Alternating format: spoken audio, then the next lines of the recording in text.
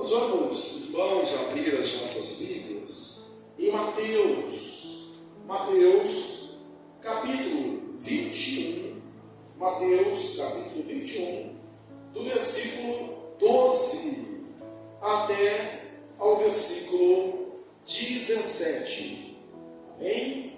Mateus 21, do versículo 12 até o versículo 17.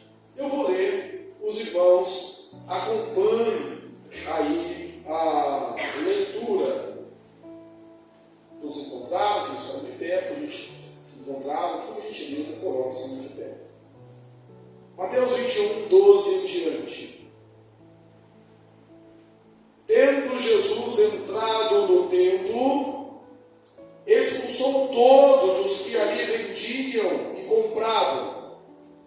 Também derribou as mesas dos cambistas e as cadeiras dos que vendiam pombas. E disse-lhes: está escrito, a minha casa será chamada casa de oração, mas vós a transformais em covil de salteadores. Vindo a ele no templo cegos e coxos, ele os curou. Mas vendo os principais sacerdotes, os escribas, as maravilhas que Jesus fazia, e os meninos clamando: Hosana ao filho de Davi, indignaram-se e perguntaram: Ouves o que estes estão dizendo? Respondeu-lhe Jesus: sim, nunca lestes? Da boca de pequeninos e crianças de peito tiraste o perfeito louvor. E, deixando-os, saiu da cidade para Betânia, onde pernoitou. Amém? Assentai-vos, irmãos.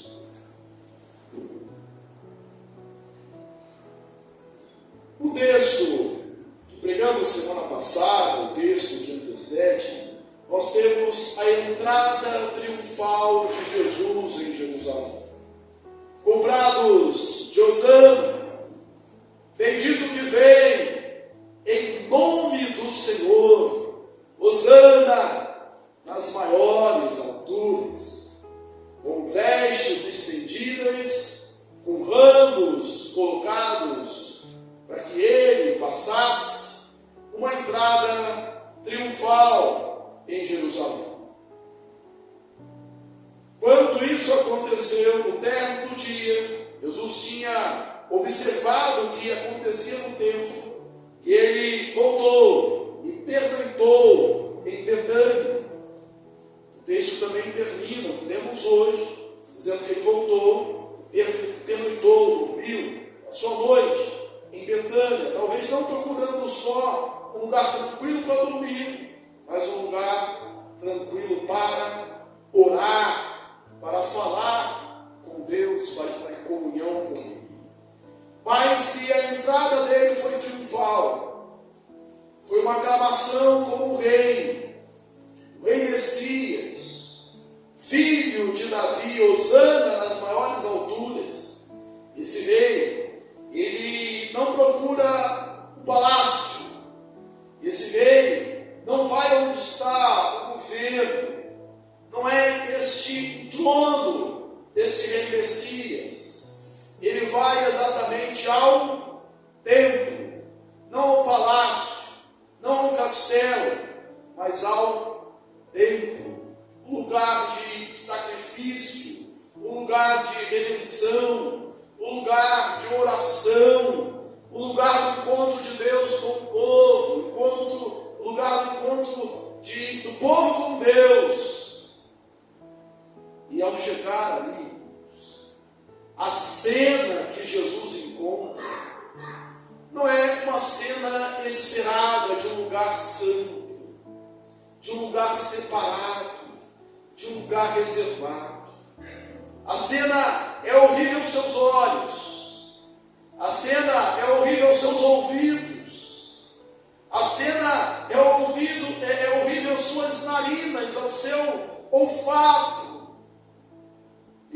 você entenda o que eu estou dizendo, você precisa imaginar o contexto.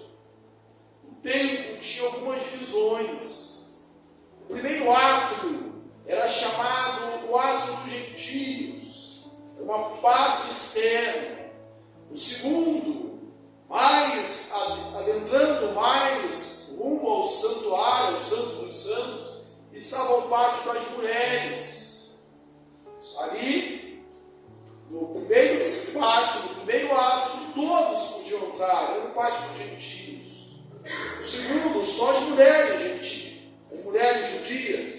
O terceiro átrio era o átrio dos israelitas. Ali só os israelitas podiam entrar. Se um gentio entrasse, sabia que podia ser condenado à morte.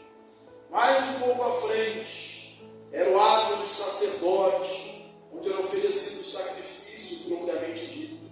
E depois, o santo lugar, o santo dos santos, onde só o sacerdote, o sumo sacerdote, entrava. Que lugar Jesus está? Jesus está no átrio exterior. Jesus está no átrio dos gentios. E o que ele vê ali? Ele vê, irmãos, uma feira dentro do templo. Ele vê comércio dentro do templo. E talvez você consiga imaginar, quando eu falei algo desagradável aos seus olhos, aos seus ouvidos, quando a situação está assim, dentro, o pessoal que é professor, os nossos irmãos da docência, a coisa está fora de controle, está parecendo uma feira. Isso é uma feira. Por que a gente fala assim? Por causa do barulho, por causa do murmurinho, da falta de poder se concentrar. Mas não só a aparência, não só algo ruim aos ouvidos, mas as narinas. Porque tinha gente ali vendendo boi, tinha gente vendendo ovelha, tinha gente vendendo cordeiro, tinha gente vendendo pomba, tinha gente vendendo pássaros, tinha gente vendendo todos os tipos de animais limpos, aceitos no sacrifício, e ficavam ali dentro do templo. E você imagina o cheiro que havia desses animais comendo e defecando no lugar que era separado para ser um lugar de oração, um lugar de oração para todos os povos, um lugar de encontro com Deus, um lugar de comunhão. Mas não havia só esse tipo de comércio. Havia também aqueles que estavam ali para trocar moedas. Os cambistas, que trocavam as moedas por uma taxa, por um preço, por uma tarifa. Vamos destacar que existem coisas lícitas, mas que o abuso transforma essas coisas em pecado. Hoje, talvez você vivencie isso. Nem tudo é pecado. O texto aos Hebreus, o autor aos Hebreus, diz algo assim, olha, desvencilhando de todo o peso e do pecado que tenazmente nos assedia. A gente tem que se desvencilhar, livrar-se disso. Tem coisa que é pecado, mas tem coisa que é um peso. Tem coisa que é lícita, mas usada de uma maneira ruim, e no lugar errado, da maneira errada, no momento errado, torna-se pecado. O que se fazia no tempo? Que momento era esse? Na semana passada, quando falamos da entrada triunfal de Jesus, nós falamos que vinha com ele, acompanhando Jesus,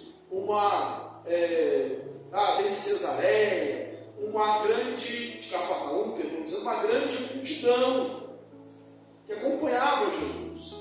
Mas além dessa multidão que acompanhava Jesus, uniu-se outra multidão, porque era uma época de festa, haviam 3 grandes festas dos judeus: a festa do Tabernáculo, a festa da Páscoa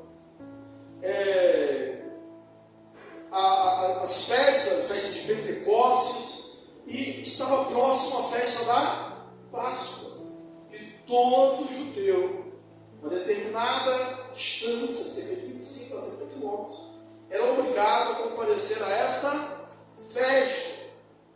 Então havia judeus de várias partes, havia judeus de longe, peregrinos de longe, para pelo menos uma vez por ano estar no templo. E o que ele ia fazer no templo? Como é o culto no Antigo Testamento?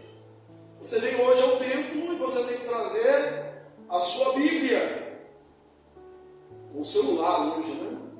Eu prefiro tragar a Bíblia, porque quando a gente tem a Bíblia na mão, já vem um testemunho, lá vai um crente.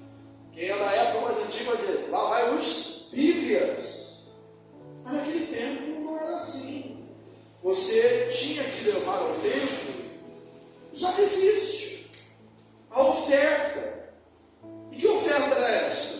Se você tivesse posses, se você tivesse uma condição um pouco melhor, seria um boi, um novilho,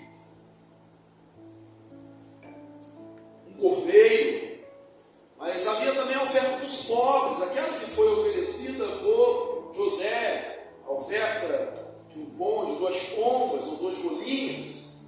Mas você tinha que levar esses animais.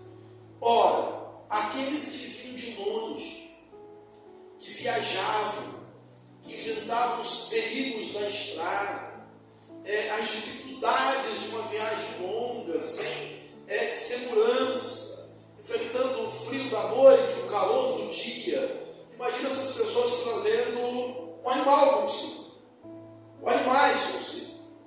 Era muito mais fácil chegar em Jerusalém e comprar.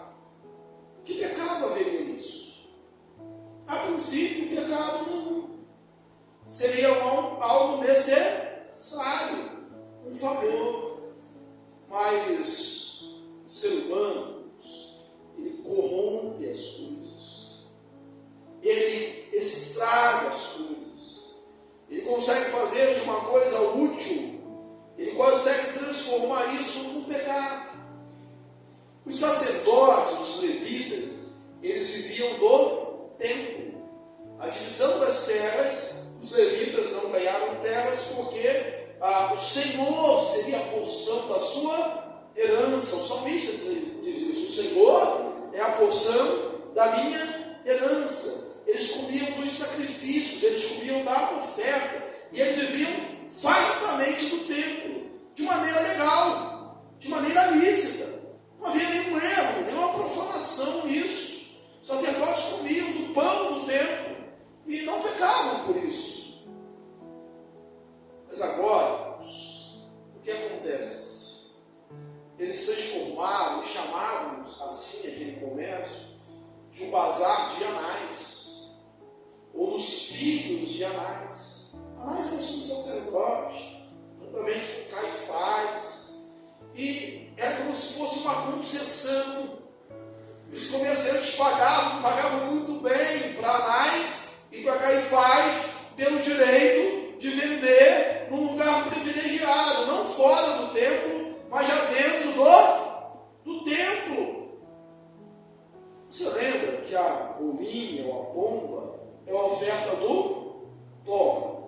E Jesus disse para nos livrarmos das ansiedades, das angústias da vida, dizendo assim: olha, não vale um pardal, uma cega, e nenhum deles cai no chão sem o consentimento do vosso Pai. Quer dizer, não vale vocês mais do que as aves do céu, do que a erva do campo que hoje existe, depois é pisada pelos homens. Era algo muito barato. E as pessoas podiam levar, e podiam também comprar em qualquer lugar. Mas você vai se identificar com o que eu vou falar agora, diante de alguns desvios da nossa própria sociedade. Você já ouviu aquela expressão assim, caiu em exigência? E às vezes você percebe, em exigência que é verdadeira, mas você percebe que apenas para dificultar, que apenas tentando conseguir alguma coisa ali, um suborno, algo desse tipo, caiu vai cair em negligência, até você se cansar e ter que oferecer o que a pessoa quer. Bem, podia levar a rolinha de fora, a pomba de fora, o cordeiro de fora, mas quem examinava o animal para ver se ele estava perfeito, quem era? O sacerdote. Você comprou esse animal aqui no templo? Não trouxe. Esse animal não está perfeito. Esse animal serve para o sacrifício. E era necessário comprar daqueles que estavam mancomunados, associados a Caifás, que recebia gordas comissões. Por isso, então, aquele peregrino que já fazia uma viagem, que já tinha um esforço, que já tinha uma dificuldade, que já tinha que comprar o seu animal, em vez de comprar algo pelo preço justo, comprava por um preço exorbitante. Era uma exploração daqueles que vinham de longe para adorar o Senhor.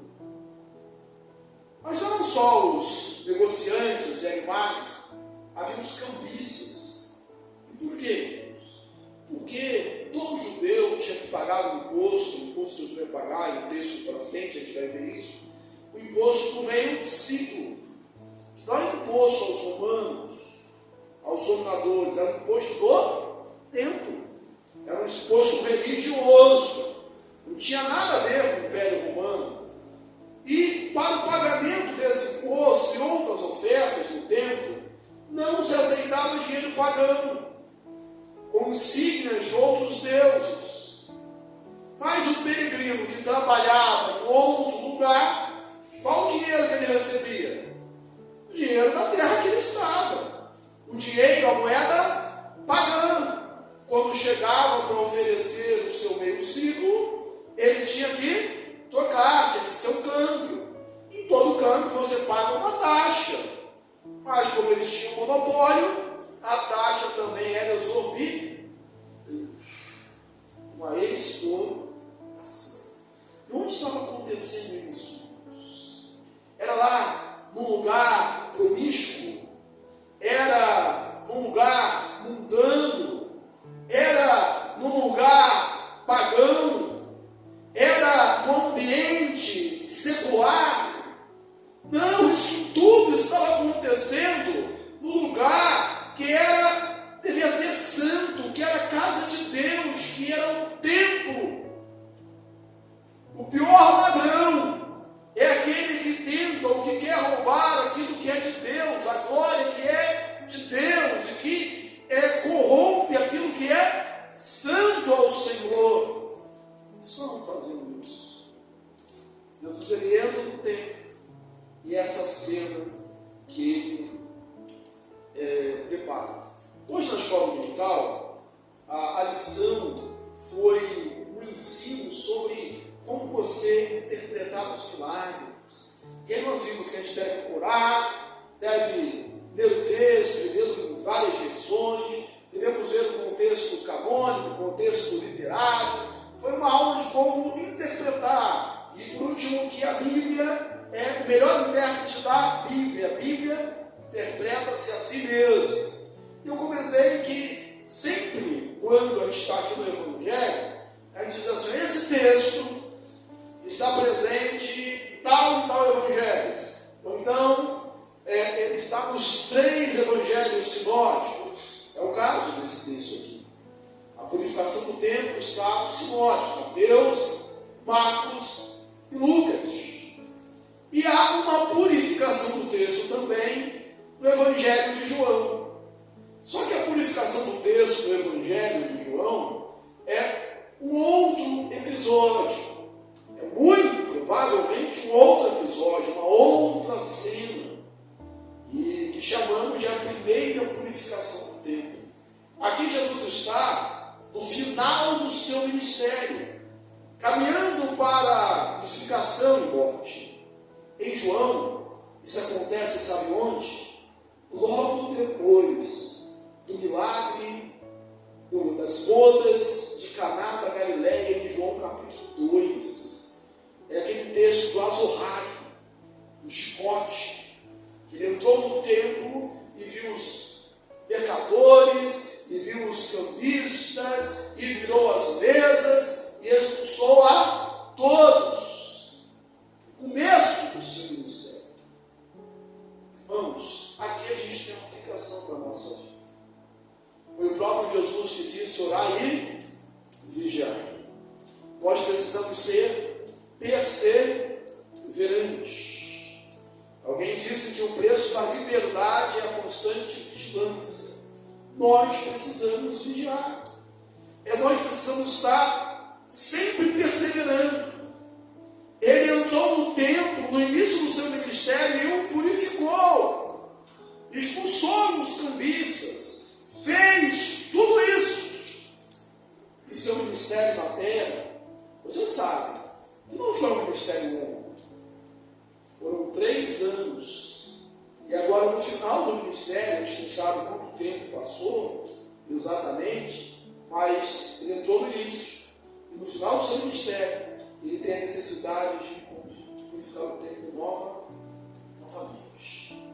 Pessoas difíceis de aprender, difíceis de corrigir. Povo, como nós vemos nas Escrituras, de dura serviço. Dura seria pescoço duro. É um gado que está ali, você tem que guiar, mas é duro o pescoço. Ele não vai na direção que você quer. É um povo de dura serviço. E o texto vai nos dizer que Jesus expulsou os cambistas. Que Jesus espalhou o dinheiro pelo chão. Ele não pegou para ele, deixou no chão, sem despojos. Tem que ficar onde é o lugar dele, era melhor ali. Nós não sabemos se ele fez um azorrague, um chicote, como da primeira vez, mas ele nos expulsou. E aí você poderia pensar o seguinte: como ele fez isso? E alguns críticos, alguns que não creem na Bíblia, começam a dizer assim: isso é impossível de ter acontecido. Mesmo porque quando a gente lê Atos dos Apóstolos, a gente vê que quando Pedro e João curaram ali o homem paralítico na entrada da porta formosa do templo, eles começaram a pregar e logo vieram os guardas do templo e os prenderam. Havia uma guarda no templo. Aí a pergunta que eles fazem: você acha que Anás, Caifás, que sabe, mexe com tudo, mas não mexe com minha fonte de renda, ia deixar um homem só acabar com o seu comércio, virar as bancas, expulsar os cambistas, e ninguém vai fazer nada? E aí nós temos algumas respostas. Primeira resposta: o que tinha acontecido há pouquíssimo tempo? A entrada triunfal de Jesus em Jerusalém, com o povo inteiro o aclamando como o Messias. Você acha que alguém, nesse frenesi do povo ali, aclamando Jesus como rei, ia mexer com Jesus nesse momento? Não ia. E a narrativa bíblica nos dá conta disso, dizendo que eles procuravam oportunidade para matar Jesus, mas temiam o povo. Essa é a primeira evidência. Uma outra razão, igualmente forte, acompanhando aí o povo, é que esse comércio era um comércio que ganhava impopularidade do povo.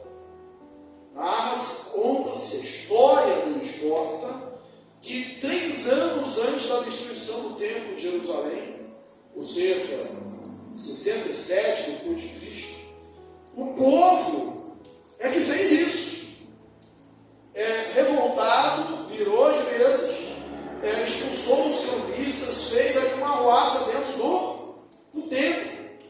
Porque ninguém gosta de ser roubado. Ninguém gosta de pagar taxas abusivas.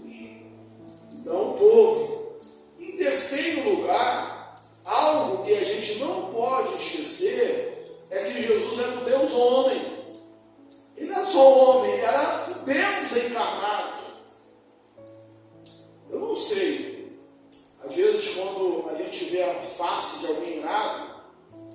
O pessoal talvez não é nem muito grande, nem muito forte, mas a cara que faz assusta, sai de baixo. Mas como devia estar o rosto de Jesus? Será que estava como é o Apocalipse, olhos de fogo? Será que a sua voz saíam raios e trovões, o povo percebia isso? O fato é que ele fazia isso com autoridade divina. E ele fez. E os 3 evangelistas contam que isso aconteceu. O tempo foi purificado. Para analisar esse texto, de forma que fique um pouco mais didático para você, a gente vai falar do tratamento de Jesus. Como Jesus trata com os vendedores, os compradores do templo. Como Jesus trata com os necessitados do templo. E como Jesus trata com as crianças do templo. Como que ele faz isso? Ora, com os vendedores,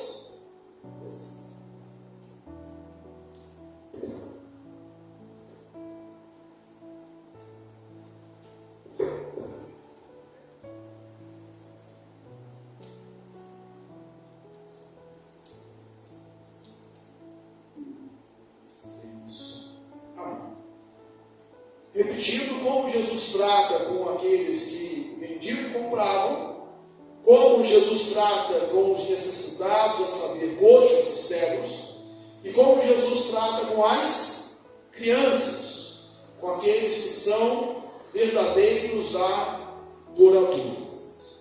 Aqueles que estão pervertendo a ordem do culto, aqueles que estão ali para, com outro fim, qualquer que seja, que não seja adorar em espírito e em verdade, que não seja dar honra e glória a Deus, são expulsos, são afastados. A casa de Deus é necessário que haja nela reverência. Nós precisamos hoje, irmãos, lembrarmos disso. Às vezes nós nos esquecemos. Existem alguns extremos, aqueles que nada pode na igreja, aqueles que também tudo pode, como se a igreja fosse um lugar qualquer, como o templo fosse um lugar qualquer. É verdade, a parede é comum, tudo aqui é comum, mas foi separado do uso comum para ser um lugar onde nós vamos adorar a Deus. É necessário uma reverência, é necessário uma postura diferente para entrarmos na casa de Deus. Aqueles que agem na casa de Deus como se estivessem no comércio, numa feira livre, ou em qualquer outro lugar com menor santidade, são expulsos por Jesus.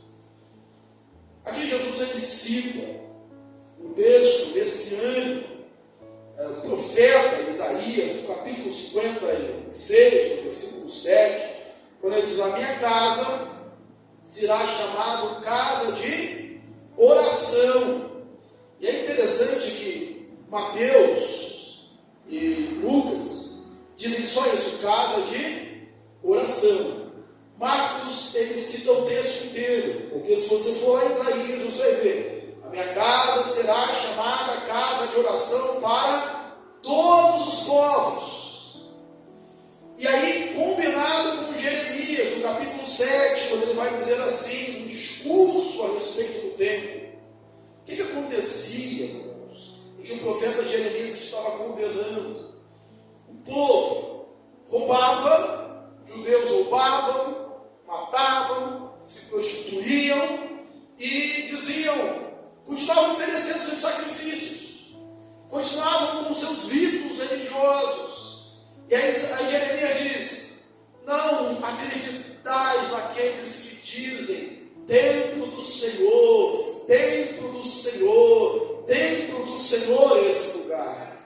Porque por causa do pecado, o reino do norte já havia sido deportado, já havia sido levado para o exílio. Aí o reino do sul dizia assim: não, conosco não vai acontecer isso. Sabe por quê? Porque aqui está o templo do Senhor. E aí Jeremias diz: não acredite nesse templo do Senhor, templo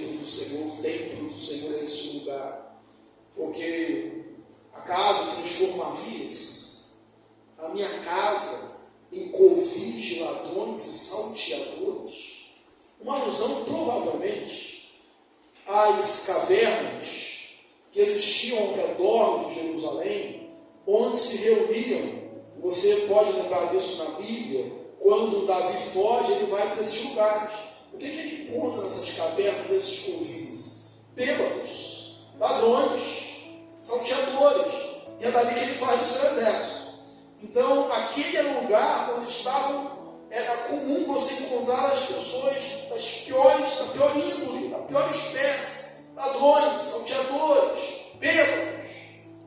E aí Jeremias diz, usando ali a palavra de Deus, vocês vão transformar, vocês acaso transformam a minha casa em covil de ladrões e salteadores? Olha, preste bem atenção. Jeremias falando, olha, isso aqui é o templo do Senhor. Isso aqui é um covil de ladrões e salteadores. Tem que existir uma grande diferença. Tem que existir uma grande separação. Mas vocês estão juntando essas coisas. Não há diferença entre o covil, onde os ladrões e os salteadores e os embriagados e aqueles que desistiram da vida estão, e o que vocês estão fazendo no templo. Então não adianta dizer templo do Senhor é esse lugar, porque não há mais diferença, não há mais separação. E você lembra que o significado de santo é exatamente esse, separado. E se não é separado, se não é diferente, não é mais santo, não serve para mais nada. É o que estava acontecendo. E Jesus diz isso. A minha casa, a casa do meu Pai, será chamada casa de oração para todos os povos. Casa de oração. Era o lugar do sacrifício. Era o lugar do culto. Mas era o lugar também de buscar Deus. E a gente vê isso, inclusive, no Antigo Testamento. Lembra de Ana? O que ela estava fazendo no templo? O sacerdote ali parou e pensou até que ela estava embriagada. Ela estava derramando a sua roupa. Ela estava colocando todo o seu clamor e a angústia de não ter filhos diante de Deus. E não saía nem palavras, mas ela orava. Ela ficou durante muito tempo ao ponto de chamar a atenção do sacerdote. Agora, aquele átrio ali dos gentios, não dava para ninguém orar. Tinha se transformado numa feira. Não dava para orar ouvindo oferta de pombas, de bolinhas, de cordeiros, de novilhos e dos cambistas trocando as suas moedas. Não dava mais para fazer isso. Havia perdido completamente o propósito. Não percamos o propósito. Nós somos aqueles que são os herdeiros da reforma. Somos frutos de homens de Deus que no século XVI, entregaram as suas vidas. E o que eles estavam fazendo? Purificando a igreja. Não era dos cambistas, não era daqueles que vendiam pombas e animais, mas eram daqueles que vendiam indulgências, daqueles que vendiam salvação. Nós hoje precisamos estar apercebidos e alertas contra qualquer tipo de distorção do templo. O templo, a igreja, precisa continuar sendo um lugar de oração, um lugar de buscar a Deus. E também casa de oração para todos os povos. Ressalva-se aqui o caráter missionário da igreja. Não é só para a gente. Os judeus, eles tinham aquele caráter exclusivista, que só eles eram os eleitos, só eles eram os santos. E às vezes nós, a igreja hoje, podemos correr o mesmo risco. Não é só para nós, é para todos quanto o Senhor chamar, todos que estiverem longe ou perto, aqueles que Deus chamar. Então é para todos os povos. Venham e entrem e adorem a Deus. Aqueles que deturpam o templo são expulsos do templo. Que você, meu irmão, não esteja entre esses. Você, meu irmão, não faça parte disso. Ah, pastor, mas eu não sou sacerdote, não sou Anás, não sou Caifás. Aquelas pessoas que vendiam eram pessoas comuns. Talvez, dentro daquela turma que hoje, seja o que diz, não tem nada a ver. Ou então eu só estou seguindo a minha liderança. Se a liderança está em pecado, você não serve a liderança em pecado. Você não vai atrás daquele que é pecador. A mulher deve ser submissa ao marido? Deve. Mas no caso de Ananias e Safira, era melhor que Safira não tivesse participado ali daquele acordo com o esposo. A gente não segue o erro. Toda vez que alguém é recebido por batismo, público pelo sangue de fé, a gente pergunta: você promete ser sujeito, se submeter às autoridades da igreja? Mas a gente tem um enquanto, né? Enquanto essas permanecerem fiéis às Escrituras. Quando não tiverem mais fiéis às Escrituras, você também não deve nenhum tipo de lealdade.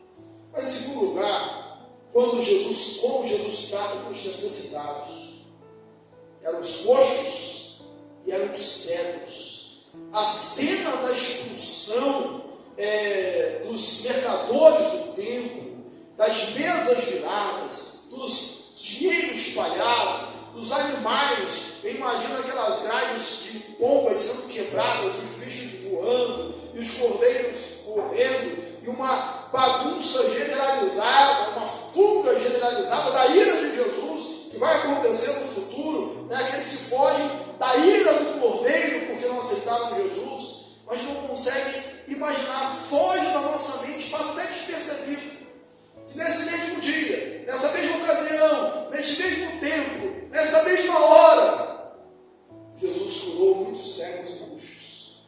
Você se lembrava disso? Que no mesmo momento, no mesmo dia, na mesma cena, ele curou muitos cegos e coxos. Os cegos e os coxos eram excluídos dos palácios. Quando Davi construiu o seu palácio, disse claramente para que fossem fora os cegos e os coxos. Mas aqueles que são excluídos pelos homens são recebidos por Deus. Muitos de posição foram expulsos. Muitos mercadores com muito dinheiro foram postos para correr. Mas Jesus recebeu os cegos e os coxos naquela. Ele não disse: peraí, vocês acabaram de ver o que aconteceu, não foi? Eu não estou com clima para isso hoje, não. É melhor vocês voltarem no dia seguinte, porque eu tenho que voltar lá para Betânia. Quem sabe eu tenho que subir lá no Monte das Oliveiras, ou no Jardim do Getsemane, fazer uma oração, jejuar, deixar o meu coração desacelerar um pouco, deixar essa ira dos olhos aqui se acalmar, sair, para eu poder curar vocês. Eu não estou no clima. Mas não foi isso que aconteceu, irmãos. Não há ninguém que vá até Jesus com o coração sincero, com o espírito voluntário, com a alma contrita, que volte de mãos vazias, que volte sem receber aquilo que precisa, que volte sem receber aquilo que está buscando. O dia era o dia da ira do cordeiro, mas era dia também de misericórdia, era dia também de cura. E eu não sei quantos foram, mas todos os cegos e coxos que foram ao templo naquele dia procurar Jesus, o texto diz que eles foram curados por Jesus. Curados por Jesus. Aplicação: não tem dia ruim para Jesus. Tem dia ruim para mim, para você.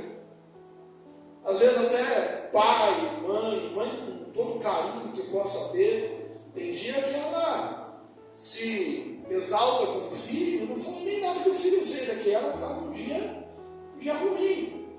Um dia ruim. Tem um chefe que põe uma canequinha, né? Mas é chefe mal-humorado. Né? Chefe de bom humor. Né? Você tem que procurar um dia melhor para falar com o chefe. Se você tem uma demanda ali, um pedido, se você for um dia que ele acabou de brigar, é melhor você nem pedir. Com Jesus não é assim. Você pode ir hoje a Jesus. Você pode clamar a Ele hoje. Porque Ele sempre está disposto a atender o coração quebrantado. Uma alma vida. Um espírito voluntário. Como disse Davi. Não desprezarás, ó Deus. No mesmo dia que uns foram expulsos, outros foram acolhidos e gratos. Em terceiro lugar, o tratamento de Jesus com as crianças. E aqui, por crianças, a gente vai dizer dos adoradores, dos verdadeiros adoradores, porque ele diz aqui que é do coração, é dos pequenos, dos pequeninos, de criança de peito, que tira-se o perfeito louvor. Os escribas e sacerdotes e escribas, né, os saduceus e os fariseus, eles estavam reunindo força para falar alguma coisa. Na entrada triunfal, eles falaram. Eles que estavam ali observando, reclamaram com Jesus. Quando o povo estava Hosana, bendito que vem em nome do Senhor, ele só repreende, esse não está vendo. E aí Jesus respondeu para eles o quê? Se esses se calarem, as próprias pedras clamarão. Agora são as crianças que não estão na estrada, não. Não estão no caminho, não. Elas estão dentro do templo. E elas fazem o quê? O que nós vimos os pais fazerem. A criança normalmente imita os seus pais. Na festa dos tabernáculos, os judeus ensinavam seus filhos a carregar esses anos e cantando ali o Halel, o Salmo 113 ao 118, cantavam em Hosana, bendito que vem em nome do Senhor. E eles estão fazendo o que viram os pais fazerem. Agora, aplicados a Jesus. Hosana, Hosana, que vem em nome do Senhor as crianças. Se os mercadores estavam vendendo, se os campistas estavam trocando, as crianças estavam dando hosanas, glórias, bendito que vem em nome do Senhor. E os fariseus e os escribas perguntam: você não está vendo? Isso é blasfêmia dentro do templo. Os blasfemadores não eram as crianças. Havia blasfêmia dentro do templo, havia heresia, havia erro, havia má conduta, mas eram deles, não eram das crianças. E aí o Senhor Jesus disse: vocês não leram? Vocês não leram? Vocês estão vendo, e vocês não leram, não, o que está escrito? Jesus sempre respondia: o que está escrito, o que está escrito, o que está escrito. Da boca dos pequeninos e das crianças tiraste o perfeito louvor. Sempre que você adora a Deus como uma criança, perfeito louvor, como a criança adora a Deus. Não é na base da inocência, porque criança não é inocente. Mas que tem uma coisa que uma criança ela é dependente. Criança é dependente. E a segunda coisa que criança é sincera. Por isso o pai inteligente pensa muito no que vai falar. É o dos filhos, porque o que você falar, ele vai repetir. Então, quando a criança fala uma coisa de você pode ter certeza que o pai está falando a mesma coisa em casa sem você ouvir. Porque criança é assim, é sincera. Se ela gosta de você, ela gosta de você. Se ela não gosta de você, os olhos dizem assim: haverá sinais, né? Se não gosta, haverá sinais. Então adora o Senhor em espírito porque você vai ser acolhido por Deus, você vai ser abraçado por Jesus. E se você está aqui hoje como um necessitado, esse é o seu lugar. Aqui é o seu lugar. Se você está hoje como aquele cego que não enxerga, mas quer ver e vem clamar por Jesus, aqui é o seu lugar. Apesar da corrupção do tempo, apesar dos desmandos, apesar do afastamento daqueles que deveriam ser referencial de santidade, daqueles que deveriam carregar santo, ou santidade é o Senhor na testa, e carregavam, mas só externamente. Mesmo com isso, Jesus está no templo, Jesus está aqui, e se Jesus está aqui, aqui é um lugar de cura, aqui é um lugar de regeneração, aqui é um lugar de salvação. Quantos, com a desculpa de que os homens erram, eles pecam, escandalizam, se afastam da igreja? Aqui é o lugar que Deus escolheu para você ter um encontro comigo. Se você veio aqui também para adorar, aqui é o seu lugar, porque Deus continua procurando aqueles que adoram o Espírito em verdade. Que você seja uma criança na presença de Deus. Derrame o seu coração na presença de Deus. Isso seja para a glória dele. E que o Senhor continue a purificar o templo. Porque o ser humano, ele erra. E é difícil de aprender. Ele purificou no início do seu ministério, e purificou no final do seu ministério. E nós precisamos pedir sempre: Senhor, santifica-nos, santifica-nos, santifica-nos. Guarde o nosso coração. Aquele que está em pé, veja que não caia. E que isso seja para a glória do nosso Deus